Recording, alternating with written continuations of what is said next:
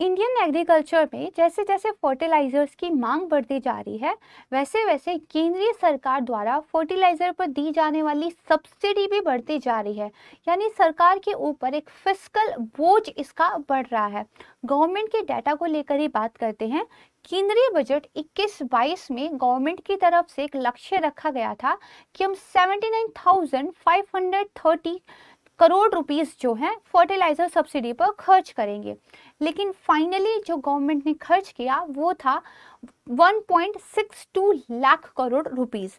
इसी तरीके से केंद्रीय बजट 2022-23 में सरकार की तरफ से ये लक्ष्य रखा गया है कि हम जो है 1.05 लाख करोड़ रुपीस फर्टिलाइजर की सब्सिडी पर खर्च करेंगे, लेकिन उर्वरक मंत्री का ये कहना है कि ये डाटा 2.25 लाख करोड़ रुपीस तक पहुंच सकता है।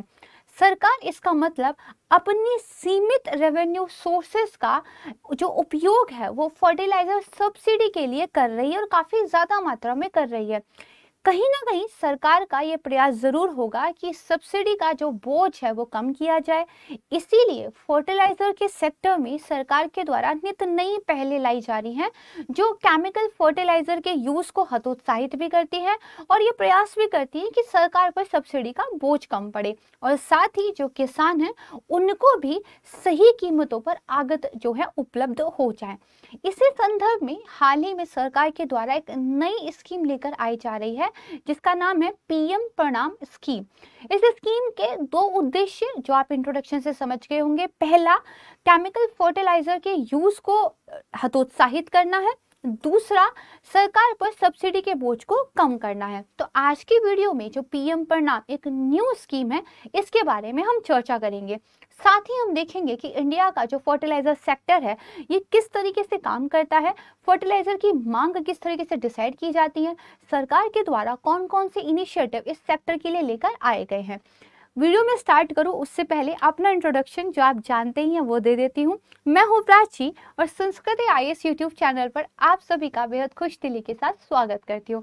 आइए शुरुआत करते हैं आज की एक बेहद महत्वपूर्ण और इंटरेस्टिंग वीडियो की। सबसे पहले शुरुआत करते हैं हमेशा की तरह समाचारों से। इसमें लिखा गया था कि what is PM Pranam scheme likely to be introduce by the government soon. इसके बाद दूसरी जो न्यूज आई है, to curb use of chemical fertiliser government give note to PM Pranam scheme. यानी कि सरकार की तरफ से जो पीएम प्रणाम स्कीम है उसको फाइनली नोट दे दी गई है। अब ये जो पीएम प्रणाम स्कीम है, सबसे पहले तो मोस्ट बेसिक चीज हमें पता हो कि इसकी फुल फॉर्म क्या है। तो देखिए, PM promotion of alternate nutrients for agriculture management योजना। तो इसी को शॉर्ट में जो है पीएम प्रणाम स्कीम कहा जा रहा है। तो इसकी फुल फॉर्म को थोड़ा सा याद रखने की कोशिश कीजिएगा। तो देखिए, जो हमारा उर्वरक मंत्रालय है, अगर पूरा प्रॉपर नाम लिया जाए तो केंद्रीय रसायन और उर्वरक मंत्रालय, उन्होंने एक नई योजना लेकर आए हैं पीएम प्रणाम, जहाँ पे राज्यों को क्या है प्रोत्साहन दिया जाएगा यदि वो जो रासायनिक उर्वरक है इनका प्रयोग कम करते हैं। देखिए ये कैसे काम करेगा, मैं आपको लेमन लैंग्वेज में पहले बता देती हूँ, उसके बाद पीपीटी तो हम पढ़ने ही वाले हैं। अगर राज्य जो हैं अपने यहाँ रासायनिक उर्वरक का प्रयोग कम करवाने में सफल रहते हैं तो कहीं ना कहीं राज्य जो है सब्सिडी के खर्चे में बचाव कर रहे हैं। मान लीजिए यूरिया पे सरकार सब्सिडी देती है फॉर एग्जांपल, तो अगर यूरिया का मैं कम यूज करूं तो सरकार को क्या है उस पर सब्सिडी भी कम देनी पड़ेगी, राइट। तो अगर राज्य अपने यहाँ उस सब्सिडी को बचा पाते हैं तो जो पैसा बचेगा उसको सरकार के द्वारा वापस से राज्यों को दिया जाएगा उनको इंसेंटिवाइज करने के लिए, राइट। और यहाँ पे एक बात का ध्यान रखिएगा, ये जो पीएम प्रणाम स्कीम है इसके लिए सरकार ने कोई अलग से बजट नहीं रखा है। फिर पैसा कहाँ से आएगा, एग्जैक्टली इज द पॉइंट। सोचिए, देखिए हम क्या कर रहे हैं, सब्सिडी के खर्चे में बचाव कर रहे हैं। तो सब्सिडी का जो पैसा हमारा बच रहा है उसी पैसे का यूज करेंगे हम पीएम प्रणाम के तहत राज्यों को प्रोत्साहित करने के लिए। इतनी सी बात समझ गए। अब देखते हैं, तो यहाँ पे देखिए क्या है कि इस योजना के मसौदे को भी अंतिम रूप दिया जाना बाकी है, लेकिन फाइनली चीजें फाइनल हो ही चुकी हैं और सरकार के द्वारा बहुत जल्द इसको एक बड़े लेवल पर लॉन्च कर दिया जाएगा और हम एडवांस होकर इसको पढ़ ले रहे हैं। तो योजना के बारे में बात करते हैं। सबसे पहले तो उद्देश्य पता हो। उद्देश्य क्या है, जैसा मैंने आपको बताया, जो रासायनिक उर्वरक है, केमिकल फर्टिलाइजर है, उनका तो उपयोग कम करना है।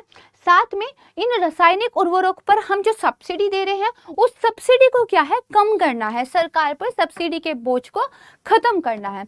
अब इस योजना के कुछ फीचर्स के बारे में, कुछ विशेषताओं के बारे में बात करते हैं। देखिए, पहली बात तो ये, इसके लिए अलग से कोई बजट नहीं है, तो इसको कहां से मिलेगा, उर्वरक विभाग के द्वारा जो चलाई जा रही योजना है उनमें से जो उर्वरक सब्सिडी है, जब उससे पैसा बचेगा उसी से जो है इसको वित्त पोषित किया जाएगा। सब्सिडी बचत का जो भी पैसा होगा उसका 50% राज्यों को अनुदान के रूप में दे दिया जाएगा।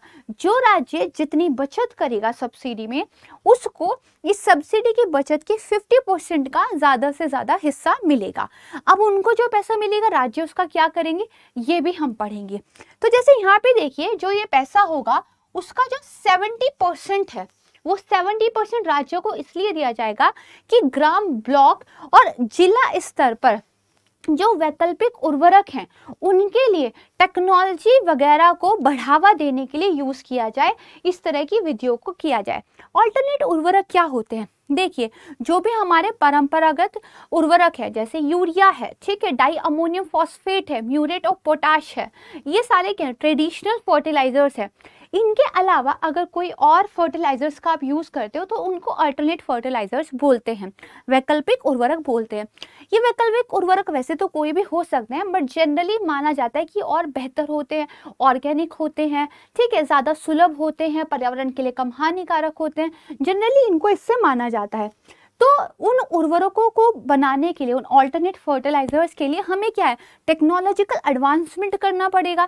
तो जो पैसा सरकार राज्य को देगी उसका 70% इसी तकनीकी उन्नयन के लिए जो है खर्च किया जाएगा, 70%। तो बाकी के बचे हुए 30% का क्या होगा भाई, जो पंचायतें हैं, जो किसान उत्पादक संघ है, जो किसान है, जो स्वयंसेवक संगठन है, जो केमिकल फर्टिलाइजर के लिए जागरूकता फैला रहे हैं, जो केमिकल फर्टिलाइजर्स का यूज कम कर रहे हैं, उनको प्राइस भी तो देना चाहिए, उनको भी तो एक तरह का अवार्ड मिले। तो देखिए 30% जो राशि होगी उसको बेसिकली क्या है, किसानों को, पंचायतों को, किसान उत्पादक संगठनों को उर्वरक में कमी लाने के लिए, जागरूकता पैदा करने में शामिल जो स्वयं सहायता समूह है उनको पुरस्कृत और प्रोत्साहित करने के लिए दिया जाएगा। नाउ यू नो कि जो पैसे का पूरा डिस्ट्रीब्यूशन है वो इस स्कीम के तहत कैसे होने वाला है। अब हमने बात की, ये सारा खेल इस बात पे निर्भर करता है कि किस राज्य में कितनी फर्टिलाइजर की कमी हुई है, राइट। अब ये कैसे पता चले, देखिए पिछले 3 साल में एक राज्य में कितना फर्टिलाइजर यूज हुआ है उसका एक एवरेज निकाल लेंगे। उस एवरेज के ऊपर आपने फर्टिलाइजर यूज किया या उस एवरेज के नीचे किया है, इससे पता चल जाएगा कि किसी राज्य में रासायनिक उर्वरकों में वृद्धि हो रही है खपत में या कमी हो रही है, और फिर उसी के अकॉर्डिंगली क्या है आपको जो है पैसा दिया जाएगा। तो यहाँ पर बेसिकली यही बताया गया है। अब ये सारा डाटा कहाँ से आएगा, तो देखिए उर्वरक मंत्रालय का एक डैशबोर्ड है IFMS, यानी कि इंटीग्रेटेड उर्वरक प्रबंधन प्रणाली, यानी कि इंटीग्रेटेड फर्टिलाइजर मैनेजमेंट सिस्टम, ये डैशबोर्ड है। इससे जो है डाटा का प्रयोग यहाँ पर किया जाएगा, राइट। इसको थोड़ा ध्यान रखिएगा। देखिए ये जो कदम है, पिछले कुछ सालों में उर्वरक या जो वैकल्पिक उर्वरक है उनके बीच एक संतुलित क्या है आप उपयोग करें, उस तरह के दृष्टिकोण को बढ़ावा देने के लिए किया जा रहा है। तो ये तो था स्कीम के बारे में। बाकी जब ये स्कीम बड़े पैमाने पे लॉन्च होगी तो हम इसके बारे में और भी पढ़ेंगे। अभी क्योंकि हम फर्टिलाइजर की बात कर रहे हैं तो इंडिया के फर्टिलाइजर सेक्टर के बारे में बात करते हैं। यहाँ पर देखिए एक डाटे की हम बात करते हैं, 2017-18 में कितना यूज हुआ और 2021-22 में कितना यूज हुआ। तो यूरिया देखिए 298 से कितना हो गया, 356 हो गया। डैप, डाई अमोनियम फॉस्फेट, ये भी क्या है आपका बढ़ा है। म्यूरेट ऑफ पोटाश MOP, ये भी क्या है इंक्रीज हुआ है। NPK, नाइट्रोजन पोटाश पोटेशियम, ये भी क्या है इंक्रीज हुआ है। तो ओवरऑल अगर टोटल की बात करें तो 17-18 से ज्यादा केमिकल फर्टिलाइजर्स का हम यूज कर रहे हैं। तो this is not a good thing, chemical fertilizers ना सिर्फ फसलों के लिए हानिकारक है, मिट्टी के लिए हानिकारक है, पशुओं की हेल्थ के लिए हानिकारक है, हम मनुष्य जो उनको कंज्यूम करते हैं वो हमारी हेल्थ के लिए भी हानिकारक है। बहुत सारी ऐसी स्टडीज चल रही हैं अभी कि जो ये केमिकल फर्टिलाइजर्स यूज हो रहे हैं खेती में, इनकी वजह से मानव में कैंसर का जो है आप कह सकते हैं एक लिंक जो है स्टैब्लिश किया जा सकता है। काफी सारी स्टडीज इस ओर इशारा भी कर रही हैं। तो हमें देखिए इसको कम करना है, लेकिन कम करें कैसे? इंडिया की जो मिट्टी है, भारत में पाई जाने वाली जो मृदा है, उसमें आमतौर पर नाइट्रोजन, फास्फोरस, पोटेशियम इनकी कमी मिलती है और पौधों की वृद्धि के लिए ये बहुत ज़्यादा ज़रूरी न्यूट्रिशन है, तो हमें ये देना तो पड़ेगा। दूसरा क्या हुआ था, जब हमारे यहाँ हरित क्रांति आई थी तो हरित क्रांति में हमने हाई यील्डिंग सीड्स का यूज़ किया था, बड़े पैमाने पे खेती की थी। तो उस टाइम पे वो जो खेती की गई थी उस पर इस बात का बहुत जोर दिया गया था कि केमिकल फर्टिलाइजर्स का यूज़ करें। तब तो शुरुआत थी ना, तब वी डिडंट नो कि इसके इतने ज़्यादा नेगेटिव इम्पैक्ट्स होंगे, राइट। तो हमने क्या किया, एक तो मिट्टी में ही कमी है, दूसरा हरित क्रांति आई तो हमारे यहाँ धीरे धीरे क्या हुआ, केमिकल फर्टिलाइजर्स का यूज ज्यादा से ज्यादा होता चला गया, जो हमने डाटा में भी देखा है। तो इस वजह से क्या है, अगर बात करें खपत के मामले में फर्टिलाइजर्स को कितना हम यूज कर रहे हैं, इस मामले में पूरे विश्व में अगर भारत का स्थान देखें तो ये दूसरा है, और अगर उत्पादन की बात करें तो ये तीसरा है। यानी कि कितनी भी हमारे पास पॉपुलेशन है, कितनी हमारे पास जमीन है, कितनी हम खेती करते हैं वो साइड रख दीजिए, हम फर्टिलाइजर्स को खपत के मामले में दूसरे नंबर पर उपभोग कर रहे हैं, उत्पादित हम तीसरे नंबर पर ही कर रहे हैं। मतलब देयर इज अ गैप, हमें फिर क्या करना पड़ता है, इंपोर्ट करना पड़ता है। एक तो कोई चीज़ अनहेल्दी है, ऊपर से हम उसको पैसा खर्च करके लेके भी आ रहे हैं, तो हर तरीके से गलत है, तो उसको क्या है, रोकना जरूरी है। अब देखिए, ये जो उर्वरक सेक्टर है इसके अंदर कुछ संस्थाएं हैं जिनके पास डिसीजन की पावर है, उनके नाम आपको पता होने चाहिए। जैसे पहला तो क्या है, उर्वरक विभाग है, रसायनिक उर्वरक मंत्रालय भारत सरकार के अंदर ये आता है। देखिए, अगर बात करें तो जो भारत है वो चीन, ब्राजील और अमेरिका के बाद विश्व में सबसे बड़े उर्वरक खरीदारों में से एक है। ये जो तीसरा मैंने आपको बताया, ये बेसिकली इस लाइन को एक्सप्लेन करता है। 4 प्रकार के उर्वरक जो है भारत आयात करता है। कौन कौन से? यूरिया, फिर di ammonium phosphate, muriate of potash और नाइट्रोजन, फास्फोरस, पोटेशियम, एनपीके, ये हम आयात करते हैं। अच्छा, भारत में उर्वरक निर्माण क्षेत्र की अगर बात करें तो कुछ कंपनीज के नाम आपको याद हो जो कि पब्लिक सेक्टर यूनिट्स है, नेशनल फर्टिलाइजर्स लिमिटेड है और राष्ट्रीय केमिकल्स एंड फर्टिलाइजर्स लिमिटेड आदि है। उर्वरक निर्माण में कुछ सहकारी समितियां भी काम कर रही हैं, कोऑपरेटिव सोसाइटीज, एक का नाम है इफ्को, दूसरी है क्रबोको। जब आप मीन्स में आंसर लिखते हैं तो ये सब वर्ड्स आपको याद होने चाहिए, इससे होता क्या है, आंसर थोड़ा प्रभावी लगता है। अब हम उन महत्वपूर्ण सरकारी पहलों और योजनाओं की बात करेंगे जो बेसिकली इन केमिकल फर्टिलाइजर्स को कम करने के लिए सरकार की तरफ से लाई जा रही है। इसमें से एक है वन नेशन वन फर्टिलाइजर योजना, जिसको हमने प्रीलिम्स डायरी के टाइम पर पढ़ा भी था, राइट। अच्छा, एक छोटी सी इंफॉर्मेशन है आपके लिए कि वीडियोस देखिए वो बनती हैं जिनका ऊपर से डिसीजन होता है, तो थोड़ा सा अब हम इन वीडियोस के माध्यम से अपना करंट जो है प्रिपेयर करेंगे, राइट। हम कोशिश करेंगे कि ज़्यादा से ज़्यादा ये वीडियोस आपके लिए लेकर आई जाए। तो देखिए, यहाँ पर basically one nation one fertilizer scheme सरकार की तरफ से लाई गई है। इसमें होगा क्या, कोई भी उर्वरक हो, राइट, उसके ऊपर एक ही लोगो होगा, ठीक है, भारत लोगो होगा, और बेसिकली उसको प्रधानमंत्री जन उर्वरक परियोजना ये बेसिकली प्रिंट करना होगा। तो हम क्या कर रहे हैं, किसी भी कंपनी ने कोई भी फर्टिलाइजर बनाया हो, कोई भी बैग हो, उसके ऊपर एक लोगो, सबके ऊपर समान, और प्रधानमंत्री जन उर्वरक योजना ये लिखा होगा।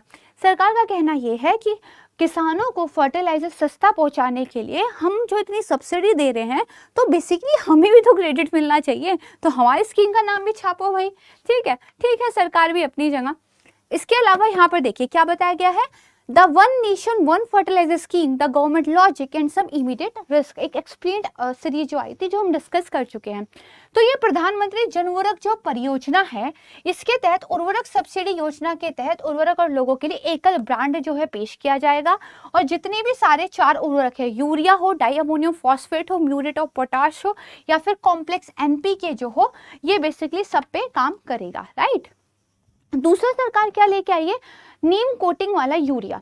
देखिए, यूरिया क्या होता था, इसका जो यूरिया के कण थे इनमें आपस में घर्षण होता था, तो ये पाउडर जल्दी बन जाते थे, मिट्टी इनको जल्दी सोख लेती थी। अब पौधा तो उतना ही यूरिया लेगा ना एक बार में जितनी उसकी जरूरत है, भाई ज्यादा आ रहा है तो ज्यादा ले तो नहीं लेगा, तो बाकी का यूरिया मिट्टी में लीच कर जाता था जिससे मिट्टी खराब होती थी।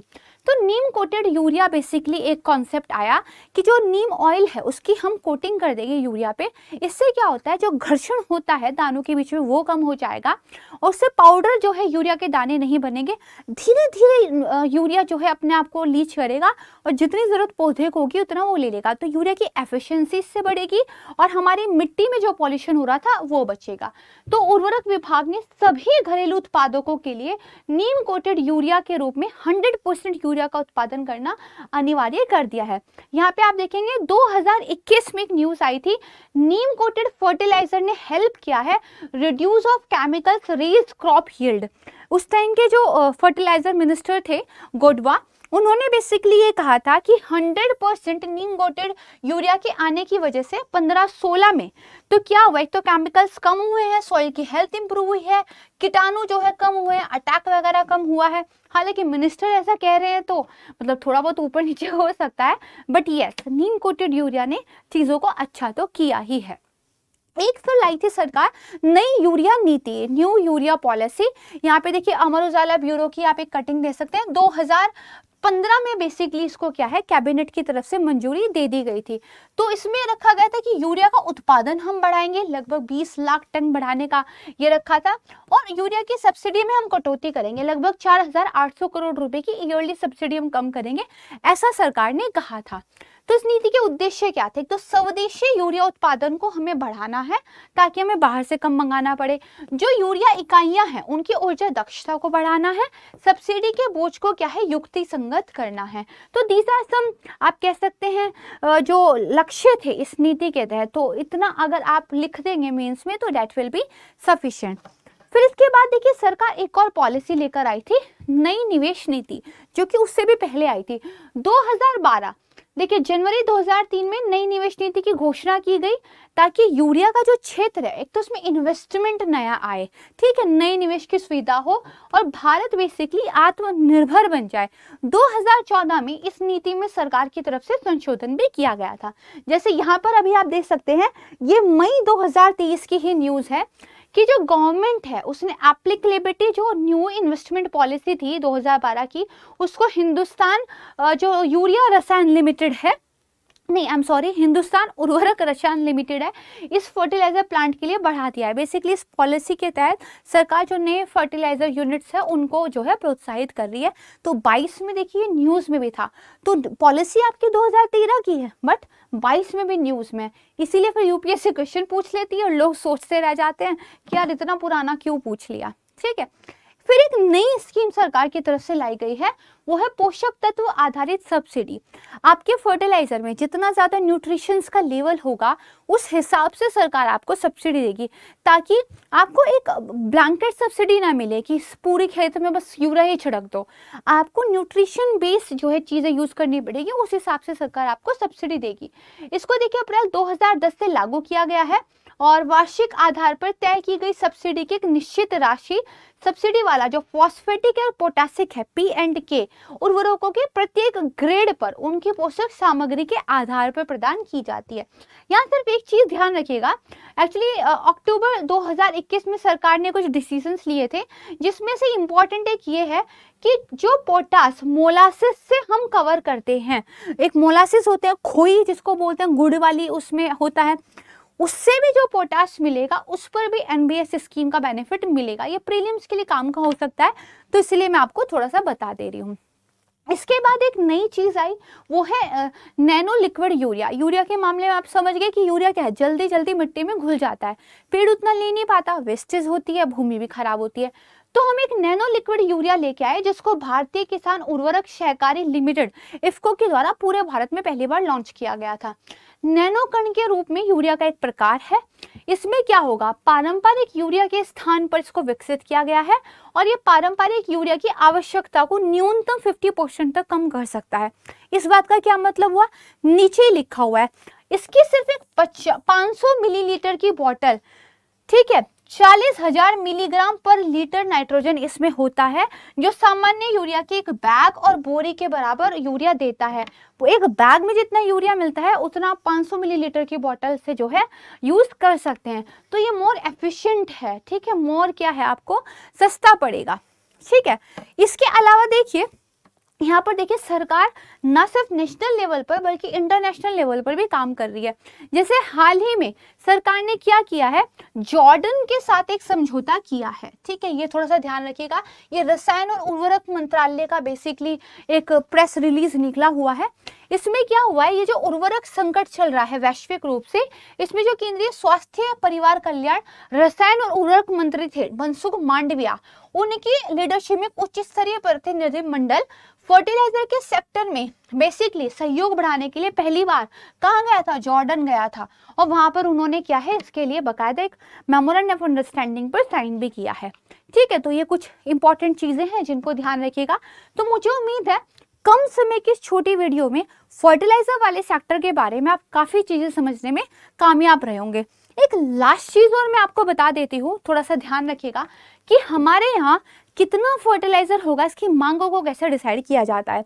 देखिए जो खरीफ का मौसम है ना, जून से लेकर अक्टूबर का, ये भारत की कृषि के लिए काफी इंपॉर्टेंट है। हमारे खाद्यान्न उत्पादन क्षमता का लगभग आधा, दालों का लगभग 1/3 और तिलहन का लगभग 2/3 हम इसी मौसम में उपजाते हैं।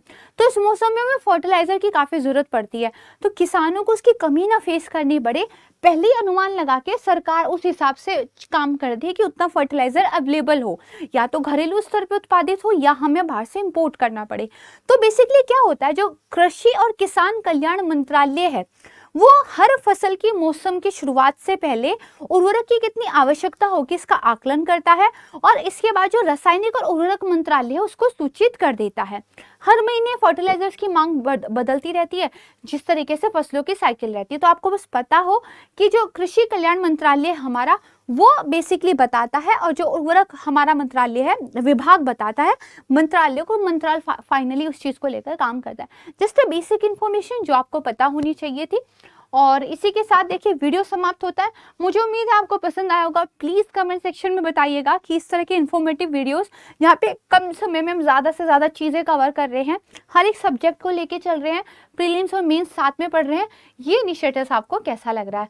बहुत जल्द मिलूंगी एक नई वीडियो के साथ, तब तक के लिए नमस्कार, जय हिंद, धन्यवाद।